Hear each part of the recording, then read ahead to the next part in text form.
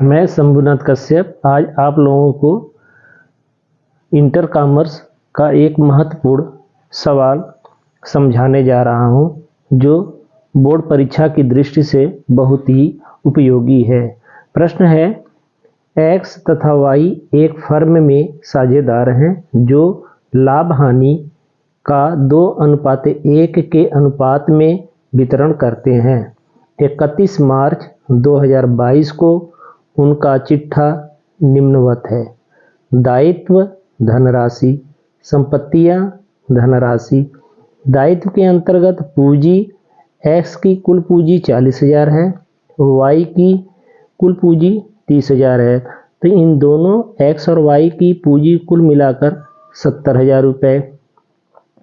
सामान्य संचय 24,000, लेनदार 16,000, यानी दायित्व पक्ष का कुल योग 1,10,000 है। इसी तरह से संपत्तियां और धनराशि है।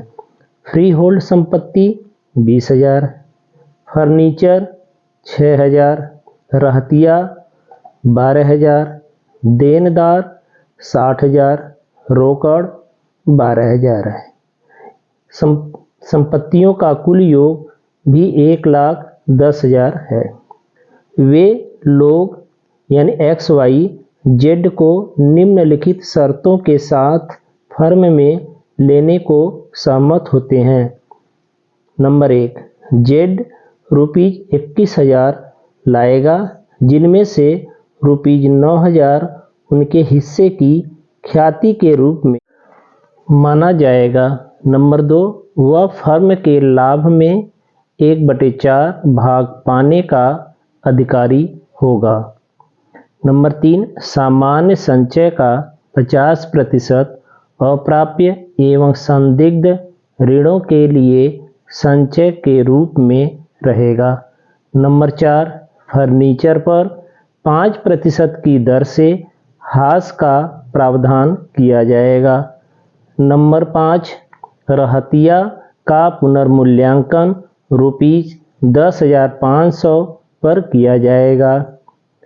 तो हमें जो ज्ञात करना है कि आवश्यक जनरल प्रविष्टियां कीजिए तथा नई फर्म का प्रारंभिक चिट्ठा बनाइए। अब हम इसको हल करते हैं। हल करने के लिए साल में पहले हम जनरल एंट्री करते हैं। जनरल एंट्री बना लेते हैं। जनरल एंट्री के लिए एक डेट का कॉलम, पार्टिकुलर, अमाउंट और अमाउंट का। तो सर्वप्रथम हम नंबर 1, बैंक अकाउंट यानी जो जेड 21,000 रुपये लाता है, ये हमारा डीआर में 21,000 रुपये हो जाएगा। 2, प्रीमियम फॉर गॉडविल अकाउंट, हमारा जो प्रीमियम गॉडविल अकाउंट है यानी ये 9,000 रुपये हो गया। और 2, जेड कैपिटल अकाउंट, यानी जेड का कैपिटल क्या होगा, 21,000 में से 9,000 यानी गॉडविल घटा देते हैं तो हमारा आ जाता है 12,000 रुपये। नंबर 2, प्रीमियम फॉर गॉडविल अकाउंट, हमारा जो गॉडविल अकाउंट प्रीमियम है ये 9,000, फिर यहाँ 9,000 डीआर हो जाता है। और 9,000 पूंजी को एक्स और वाई में डिवाइड करते हैं। एक्स और वाई में डिवाइड करते हैं तो एक्स का कैपिटल अकाउंट जो है 9,000 गुणे 2/3 यानी 2:1 में बांटना है, तो 2 + 1 यानी 3 हो जाएगा। तो एक्स का कैपिटल 9,000 गुणे 2/3 करते हैं तो इसका मूल्य आता है 6,000 रुपये। इसी तरह से 2, वाई कैपिटल का 9,000 का गुणे 1/3 करते हैं, 1/3 तो हमारा आ जाता है 3,000 रुपये। और number 3, general reserve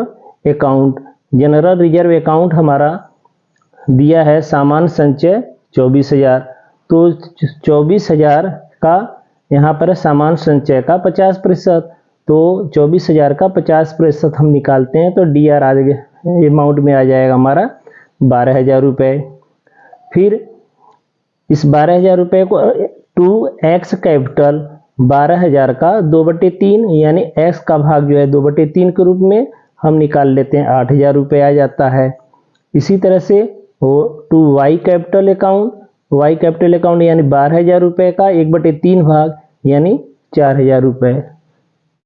revaluation number 4, revaluation account में DR यानी 18,000 रुपये, जिसमें टू डिप्रिसिएशन और फर्नीचर अकाउंट, फर्नीचर का मूल्य जो है हमारा 6,000 है, 6,000 का 5% हम इसको निकालते हैं तो हमारा आता है 300 रुपये। टू स्टॉक अकाउंट में रहतिया का मूल्य जो है हमारा दिया है 12,000, इसमें से 10,500 रुपये घटा देते हैं तो ये आ जाता है 1,500 रुपये। 1,500 और 300 रुपये मिलकर हमारा हो जाता है 1,800 रुपये। और एक्स कैपिटल अकाउंट जो 1,800 रुपये का है, एक्स का भाग 2/3 जब हम निकालते हैं तो DR हो हमारा निकल कर आता है 1,200 रुपये। वाई कैपिटल अकाउंट 1,800 रुपये का 1/3 भाग यानी वाई का भाग, तो ये निकल कर आता है 600 रुपये। फिर रिवैल्यूएशन अकाउंट 1,200 और 600 जोड़ देते हैं तो ये हमारा आ जाता है 1,800 रुपये। इस प्रकार हमारा जनरल एंट्री बन जाता है। अब आते हैं बैलेंस शीट न्यू फर्म बनाने के लिए सर्वप्रथम हमें पार्टनर कैपिटल अकाउंट बनाते हैं। इसके लिए पार्टनर कैपिटल अकाउंट के लिए पार्टिकुलर एक्स के मूल्य, वाई का मूल्य और जेड का मूल्य निकालते हैं। ये हमारा है DR। और पार्टिकुलर एक्स का वैल्यू, वाई का वैल्यू, जेड का वैल्यू यानी ये है हमारा CR। तो सर्वप्रथम हम बाई बैलेंस BD, इसमें एक्स का पूंजी दिया है, वाई का पूंजी लिख देते हैं। जो सवाल में दिया है एक्स का पूंजी है 40,000, वाई की कुल पूंजी है 30,000, जेड की कोई पूंजी नहीं दिया गया है। बाई बैंक अकाउंट जो कि एक्स का कुछ नहीं भाग है, वाई का कोई भाग नहीं है, लेकिन जेड का 12,000 रुपये जो 12,000 पूंजी लेकर आता है। बाई जनरल रिजर्व अकाउंट में एक्स का भाग निकालते हैं तो 8,000 रुपये है और वाई का भाग निकालते हैं तो 4,000 रुपये है। बाई ये गॉडविल अकाउंट हमारा 9,000 रुपये था, उसमें एक्स का भाग निकालते हैं तो 6,000 रुपये और वाई का भाग जो है 3,000 रुपये। ये सब जो भाग जो है हम जनरल एंट्री से प्राप्त करके लिखते हैं। फिर हम एक्स का टोटल कर लेते हैं तो 40,000, 8,000 और 6,000 का योग करते हैं तो 54,000। वाई का 30,000, 4,000 और 3,000 इसका योग करते हैं तो 37,000। जेड का योग करते हैं तो 12,000। इसी तरह से टू रिवैल्यूएशन अकाउंट में 1,200 रुपये, ये जो हमने निकाला था 1,200 रुपये एक्स का है, वाई का 600 है, जेड का कोई भाग नहीं है। जो हमें ज्ञात करना रहता है टू बैलेंस CD, ये हमें ज्ञात करना है।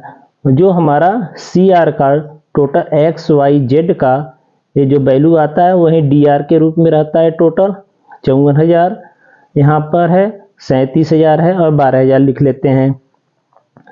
फिर बैलेंस CD ज्ञात करने के लिए 54,000 में से 1,200 रुपये घटा देते हैं तो हमारा आता है 52,800 रुपये। इसी तरह से 37,000 में से 600 रुपये घटा देते हैं तो 36,400 रुपये आता है कैपिटल निकल कर। और यहाँ जेड का कोई रिवैल्यूएशन अमाउंट नहीं है तो 12,000 में से कोई भाग नहीं घटता है तो इसका आ जाता है CD 12,000 रुपये। Balance sheet of new firm. अब हम पार्टनर कैपिटल अकाउंट निकालने के बाद balance sheet of new firm बनाते हैं। इसके लिए लायबिलिटी अमाउंट और एसेट अमाउंट लिखते हैं। तो सर्वप्रथम हम एसेट की जो वैल्यू है, सर्वप्रथम हम फ्री होल्ड जो कि सवाल में दिया गया है, फ्री होल्ड की संपत्ति टोटल है 20,000 रुपये। फर्नीचर का कुल अमाउंट जो है 6,000 रुपये है, लेकिन इसमें से लेस डिप्रिसिएशन जो 5% हाउस था उसको घटा देते हैं तो यानी 6,000 में से 300 रुपये घटा दिया तो इसका आता है अमाउंट 5,700 रुपये। स्टॉक जो है कि रहतिया जो है कि स्टोरी में दिया गया है जो वैल्यू वो लिखा जाता है यानी 10,500 रुपये। फिर है डेबिटर्स का कुल मूल्य यानी देनदार का है 60,000 रुपये, उसको लिख लेते हैं। कैश, कैश जो है कि 12,000 रुपये निकाल लेते हैं। जो 24,000 था, 24,000 का 50% निकालने के बाद जो बचता है 12,000 लिख लेते हैं। फिर बैंक, बैंक में 12,000 प्लस 9,000 जो रहतिया था उसको जोड़ लेते हैं, तो 12,000 और 9,000 हमारा हो गया 21,000। अब हम एसेट्स का कुल योग निकाल लेते हैं, तो 20,000, 5,700, 10,500, 60,000, 12,000, 21,000, इसका टोटल करते हैं तो हमारा आता है कुल योग 1,29,200 रुपये। इसी तरह से लाइबिलिटीज, लाइबिलिटीज में सर्वप्रथम हम कैपिटल, कैपिटल में लिख लेते हैं। कैपिटल के बाद एक्स का की कुल पूंजी, वाई की कुल पूंजी या जेड की कुल पूंजी लिख लेते हैं। तो जो हमारा टू बैलेंस सीडीज में निकाले हैं वैल्यू वही लिख लेते हैं। एक्स का कुल वैल्यू है 52,800 रुपये, वाई का है 36,400 रुपये और जेड का है 12,000 रुपये। इन तीनों की वैल्यू को जोड़ लेते हैं तो कुल अमाउंट आता है 1,01,200 रुपये। इसके बाद provision for bad debit and, इसका 50% निकालते हैं तो 24,000 का 50% यानी 12,000 आ जाता है। क्रेडिटर्स यानी लेनदार, लेनदार की कुल वैल्यू है 16,000। फिर जो है कि लाइबिलिटीज के कुल अमाउंट को जोड़ लेते हैं, यानी 1,01,200 रुपये प्लस 12,000 रुपये प्लस 16,000, तो इसका भी अमाउंट हमारा निकल कर आता है 1,29,200 रुपये। इस तरीके से हम देखते हैं कि बैलेंस शीट में लाइबिलिटीज और एसेट की वैल्यू बराबर है, यानी लाइबिलिटीज का कुल योग 1,29,200 रुपये है। इसी तरह से एसेट्स का कुल योग जो 1,29,200 है। हमारा बैलेंस शीट बनकर तैयार हो गया जो लाइबिलिटीज और एसेट की वैल्यू बराबर है। धन्यवाद।